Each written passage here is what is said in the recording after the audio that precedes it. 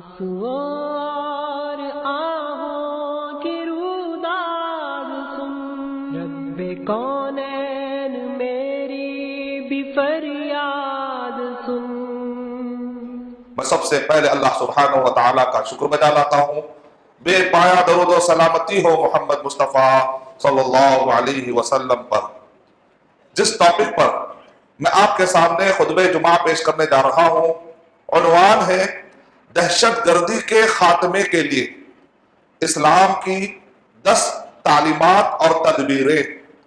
اس topic کا مطلب یہ ہے کہ وہ تعلیمات جو قرآن مجید میں بتائی گئی ہیں، وہ تعلیمات جو صحیح احادیث میں ہمیں ملتی ہے، اس پر غور کرنے سے پتہ چلتا ہے کہ دہشت گردی کے خاتمے کے لیے سب سے مؤثر علاج صرف اور صرف اسلام میں ہے۔ کیونکہ اسلام کا جو مزاج ہے وہ دہشت گردی کے خلاف ہے۔ کیونکہ اسلام کا جو مزاج کی بنیادیں ہیں وہ ہے توحید، رسالت اور آخرت۔ توحید کے تصور سے مسلمان کے دماغ میں یہ بات آتی ہے کہ ان اللہ کان علیکم رقیبا، اللہ سبحانہ و تعالیٰ تمہیں دیکھ رہے۔ جس کے دماغ میں یہ عقیدہ ہو کہ اللہ تعالیٰ مجھے دیکھ رہا ہو، وہ چھپ کر بھی دہشت گردی والے کام نہیں کر سکتا۔ محمد صلی اللہ علیہ وسلم رسالت، یعنی محمد صلی اللہ علیہ وسلم رحمت للعالمین، جو رحمت للعالمین کا ماننے والا ہے وہ دنیا میں دہشت گردی کیسے کر سکتا ہے۔ آخرت، فَمَن يَعْمَلْ مِثْقَالَ ذَرَّةٍ خَيْرًا يَرَهُ وَمَن يَعْمَلْ مِثْقَالَ ذَرَّةٍ شَرًّا يَرَهُ۔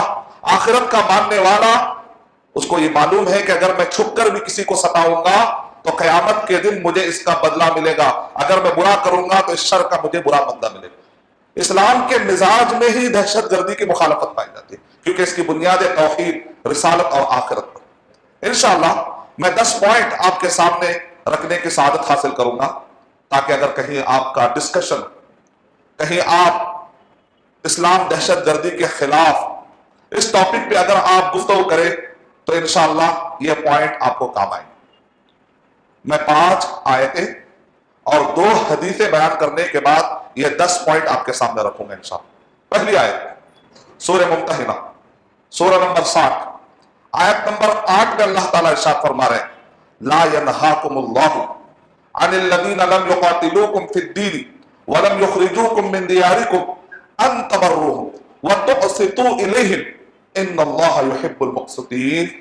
اللہ تعالیٰ اس آیت میں پھر ارشاد فرما رہے ہیں کہ اے مسلمانوں، لا ینہاکم اللہ، وہ لوگ جو تمہیں، اللہ سبحانہ و تعالیٰ تمہیں اس بات سے نہیں روکتا کہ تم اچھائی کا معاملہ کرو، انصاف کا معاملہ کرو، ان لوگوں کے ساتھ جو تم سے لڑتے نہیں، ان لوگوں کے ساتھ جو تمہیں گھروں سے نکالتے نہیں، ایسے انوسنٹ، ایسے معصوم غیر مسلم، ایسے نردوش غیر مسلم، ایسے ایک سیویلین، ایسے ایک عام انسان، سٹیزن جو زندگی گزار رہے ہیں، اگر ایسوں کے ساتھ تم اچھا معاملہ کرتے ہو، اچھا سلوک کرتے ہو تو اللہ تعالیٰ تمہیں نہیں روکتا۔ اس آیت سے کیا پتا چلا؟ عام، چاہے مسلم ہو چاہے غیر مسلم ہو، ان کے ساتھ ہمیں اچھا رہنے کی تاکید کی جا رہی، ظلم سے روکا جا رہا ہے۔ ہم کسی بھی حال میں کسی بھی غیر مسلم معصوم کو ستا نہیں سکتے، بلکہ ان کے ساتھ اچھا سلوک کرنے کی ہدایت دی جا رہی ہے۔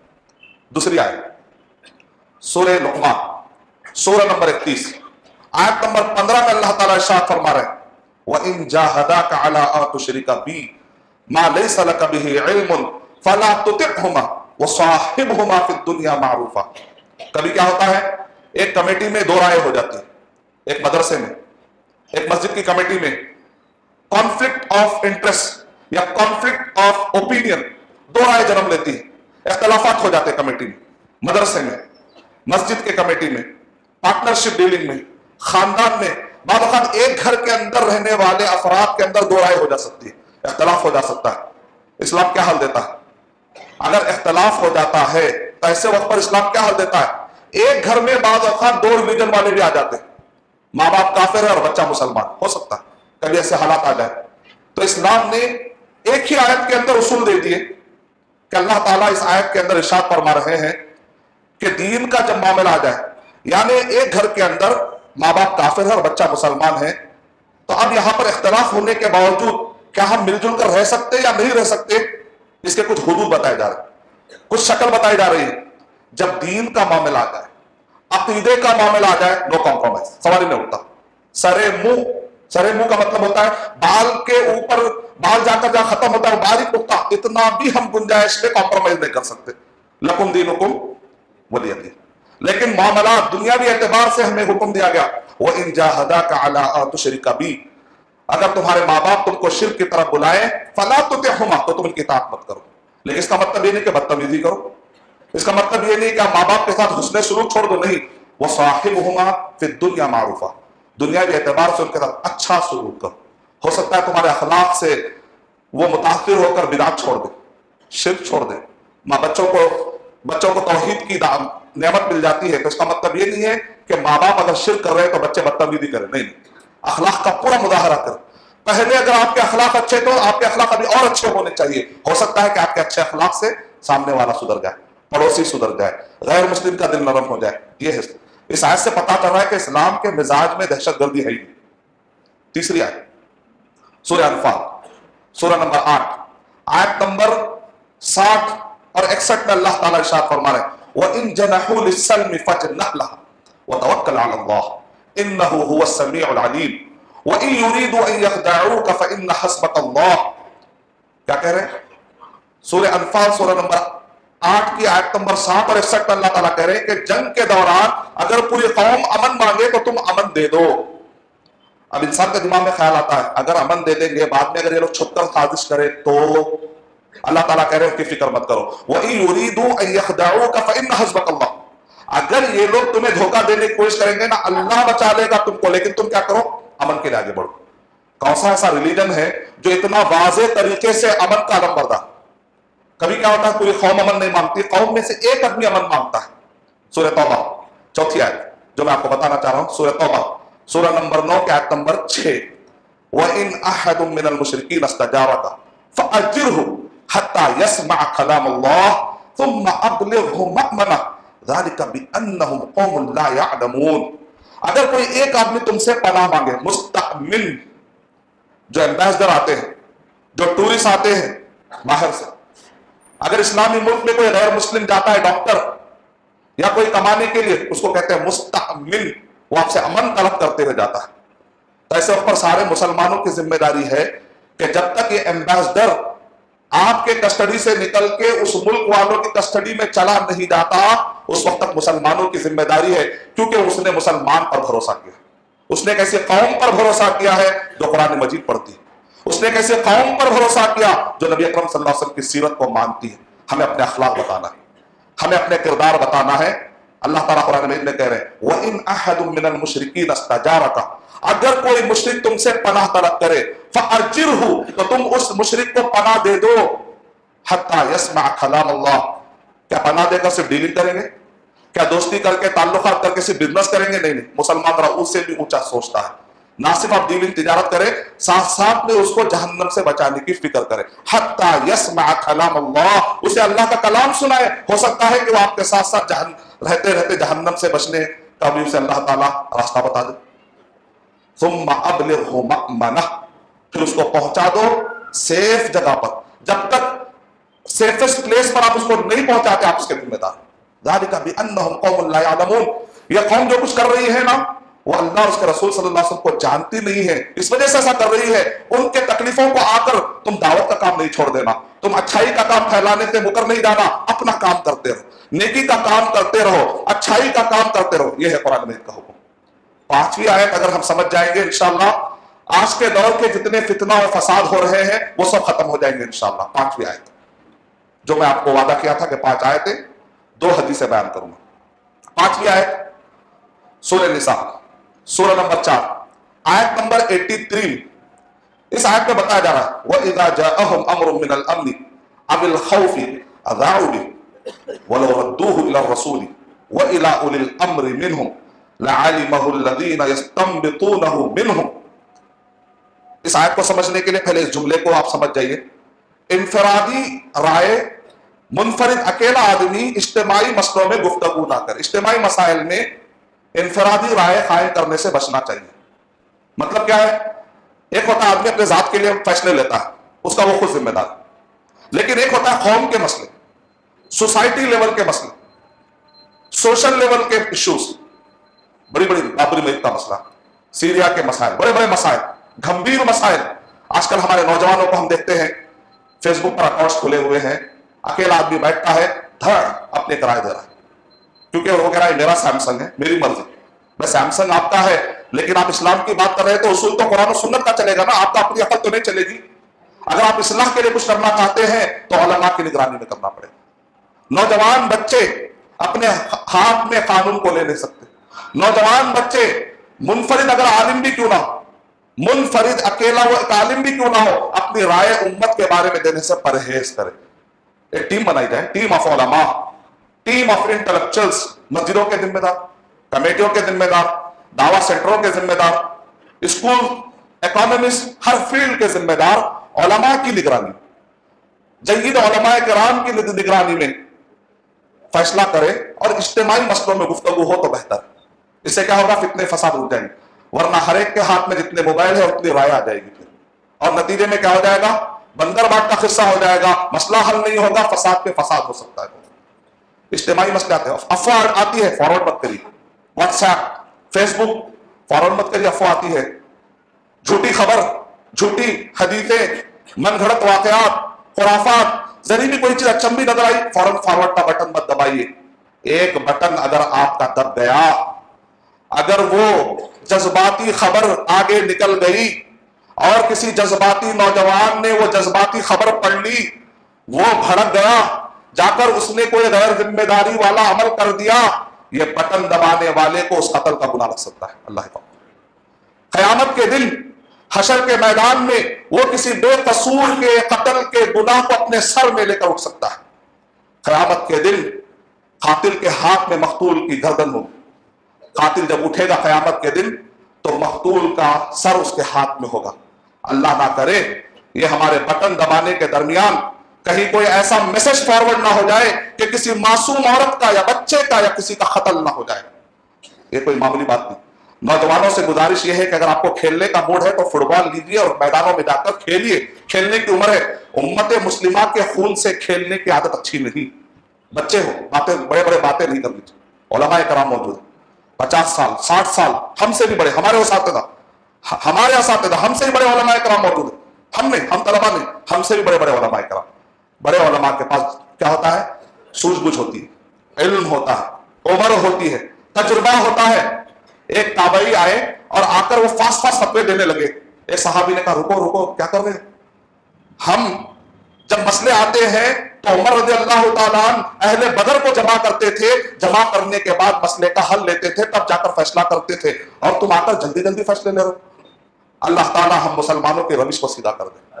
کتنا پیارا اصول ہے کہ جب بھی تمہارے پاس کوئی خبر آئے، وَإِذَا جَاءَهُمْ أَمْرٌ مِّنَ الْأَمْنِ، سورہ نساء سورہ نمبر 4 کے آیت نمبر 83 میں اللہ تعالیٰ ارشاد فرمایا، جب بھی تمہارے پاس کوئی خبر آئے، وَإِذَا جَاءَهُمْ أَمْرٌ مِّنَ الْأَمْنِ أَوِ الْخَوْفِ، امن کی ہو یا خوف کی، اذاؤ بھی، جو منافق ہوتے ہیں اڑا دیتے ہیں، کیونکہ ان کا مقصد ہوتا ہے فساد. جو فسادی ہوتے ہیں اڑا دیتے ہیں، اے مسلمانوں تم ایسا مت کرو. اللہ تعالیٰ قرآن میں کہہ رہے ہیں اے مسلمانوں تم ایسا مت کرو. کیا کریں؟ وَإِذَا جَاءَهُمْ أَمْرٌ مِّنَ الْأَمْنِ أَوِ الْخَوْفِ اذاؤ بھی وَلَوْ رَدُّوهُ إِلَى الرَّسُولِ وَإِلَى أُولِي الْأَمْرِ مِنْهُمْ، رسول کی طرف لوٹا دیتے صلی اللہ علیہ وسلم، یا اولو الامر اتھارٹی جو اس معاملے کے ذمہ دار. مسجد میں اگر کچھ آپ کو اختلاف ہے آپس میں مت جھگڑی، مسجد کے ذمہ داران تک پہنچائیے. یہ صحیح طریقہ ہے. آپس میں حل کرنا شروع کر دیں گے، کوئی مسجد خلفشار سے پھر محفوظ نہیں رہ.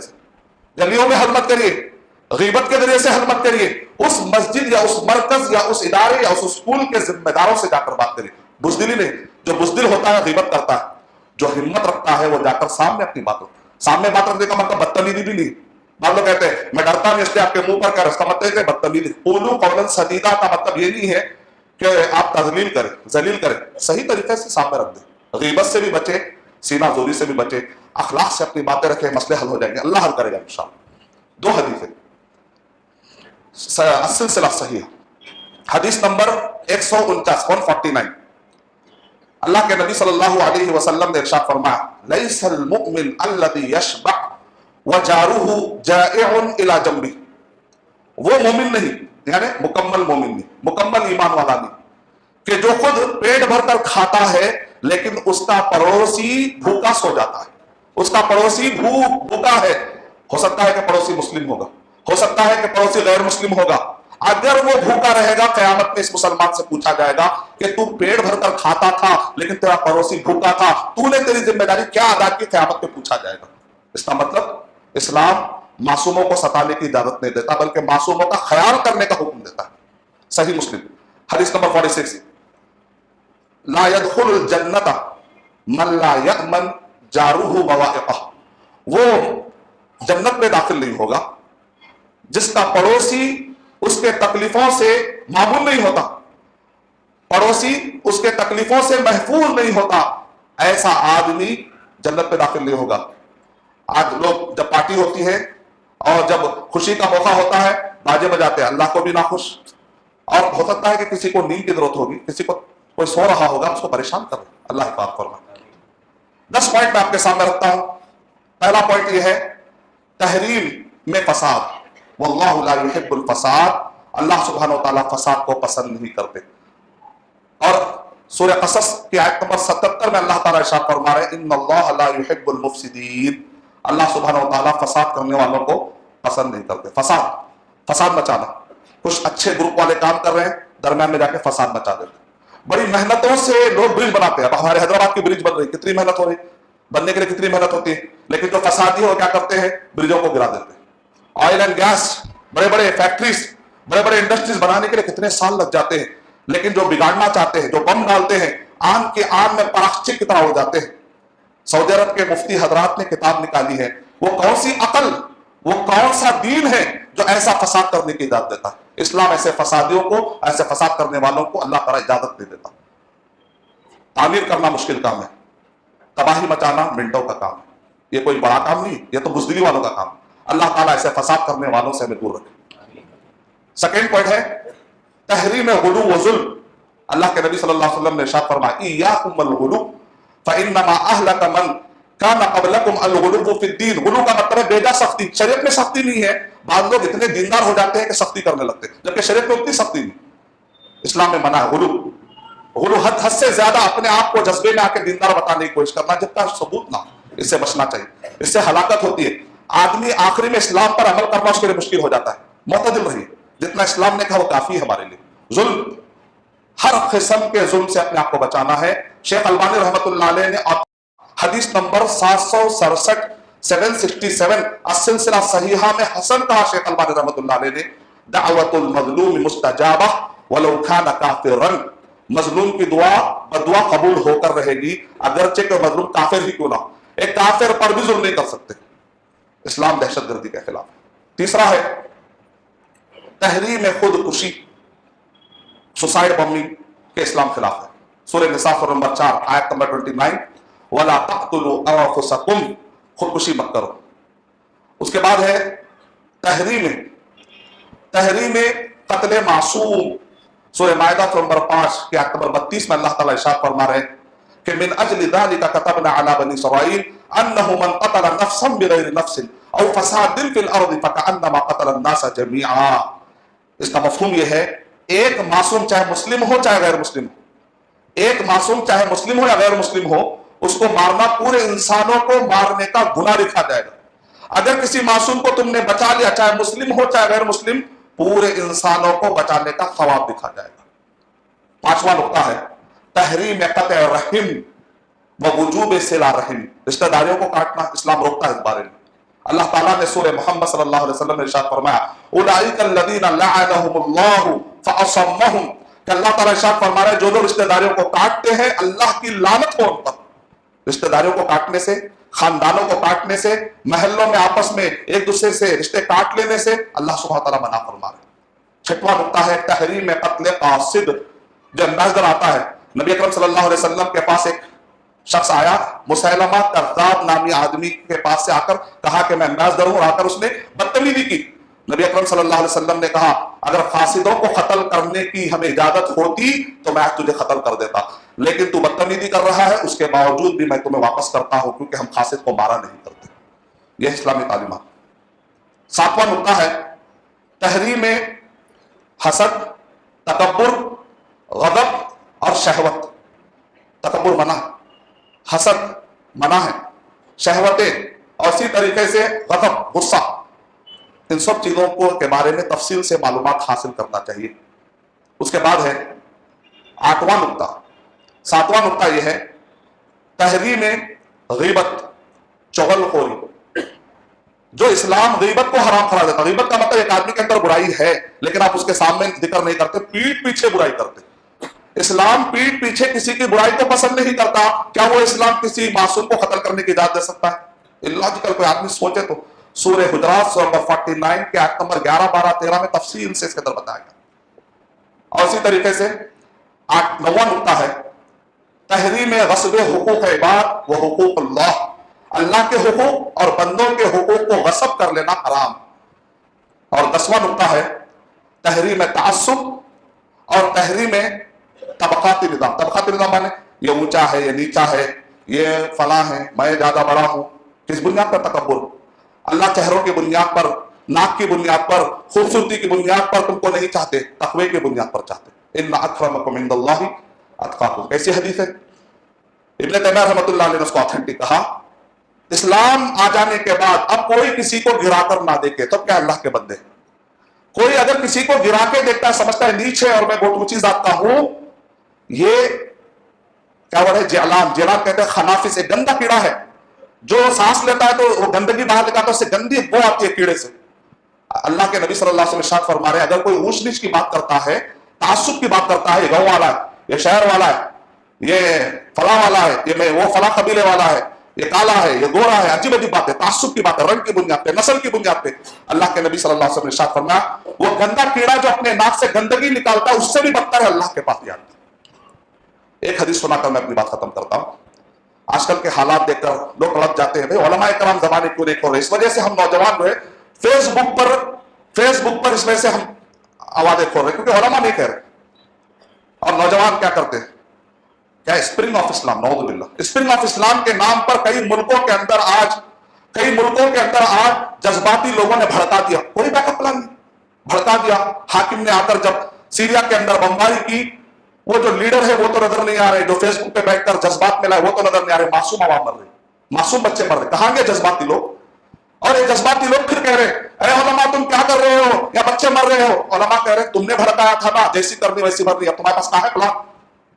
بھڑکا دیتے ہو. حاکم آتا ہے، تباہی مچاتا ہے، معصوم بچے مرتے ہیں. پہلے علماء کرام سے تم اگر کنسلٹ کرتے، مشورہ کرتے اور صحیح راستہ کرتے تو بہتر تھا. اور علماء کرام ایک حدیث پر عمل کرتے. وہ کیا ہے؟ وہ حدیث سنا کر میں اپنی بات ختم کر لیتا ہوں. ابو داؤد، صحیح ابو داؤد، شیخ البانی رحمۃ اللہ علیہ نے اس کو آتھینٹک کہا. حدیث نمبر 3462، 3462. آج کل کے حالات میں پڑھنا بہت ضروری. اللہ تعالیٰ، اللہ کے نبی صلی اللہ علیہ وسلم قیامت کی پیشن گوئی دیتے ہوئے کہہ رہے ہیں سلط اللہ علیکم ذلن. ایک وقت ایسا آئے گا کہ اللہ تم پر ذلت طاری کرے گا. کون؟ اللہ. کس پر؟ مسلمانوں پر. اللہ مسلمانوں پہ ذلت طاری کر رہا ہے. پھر میں بار بار پڑھ رہا ہوں، علماء کے اقوال پڑھ رہا ہوں. اللہ تعالیٰ بھی مسلمان کو ذلیل کرے گا. سلط اللہ علیکم ذلن لا ينزعہ. ایسی ذلت اس کو کوئی ہٹا نہیں سکتا، کائنات کا کوئی آپ نے ہٹا نہیں سکتا. کب ہٹے گی؟ آگے جواب ہے حتی ترجعوا الی دینکم. جب تک کہ تم اپنے دین کی طرف نہیں لوٹو گے یہ ذلت اللہ تعالیٰ نہیں ہٹائے گا. قرآن مجید میں اللہ تعالیٰ ارشاد فرما رہے ہیں وما اصابکم من مصیبت. اللہ سبحانہ وتعالیٰ کہہ رہے ہیں جو بھی تمہیں مصیبتیں آتی ہیں نا وہ تمہارے کیے کا بدلہ ہے، تمہاری وجہ سے. دیکھ لیجیے توحید کے مقابلے میں آج بھی شرک کرنے والے زیادہ، سنت کے مقابلے میں آج بھی بدعت کرنے والے زیادہ، نمازیوں کے مقابلے میں آج بھی بے نمازی زیادہ، اچھے اخلاق والوں کے مقابلے میں آج بھی غیبت کرنے والے، بدکاری کرنے والے، چوری کرنے والے، لوگوں کو ستانے والے، مال کھانے والے آج بھی زیادہ ہیں. جب تک یہ گناہ ہوتے رہیں گے اللہ سبحانہ و تعالیٰ کے پاس سے مدد نہیں آئے گی. مدد آنا ہے تو پھر ہم کو اچھا ہونا پڑے گا، انشاءاللہ اللہ کی مدد آئے گی. میں اللہ تعالیٰ سے دعا کرتا ہوں کہ اللہ سبحانہ و تعالیٰ مجھے اور آپ سب کو قرآن اور سنت، قرآن اور صحیح حدیث کی طرف اسی طریقے سے لوٹ کر عمل کرنے والا بنا دے کہ جس طریقے سے نبی صلی اللہ علیہ وسلم اور صحابہ کرام نے قرآن اور صحیح حدیث کو سمجھا اور اپنایا، اس طریقے سے اللہ سبحانہ و تعالیٰ ہمیں اسلام پر چلنے توفیق عطا فرمائے. آمین وآخر دعوانا الحمد للہ. For authentic Islamic information, please log on to www.askislampedia.com.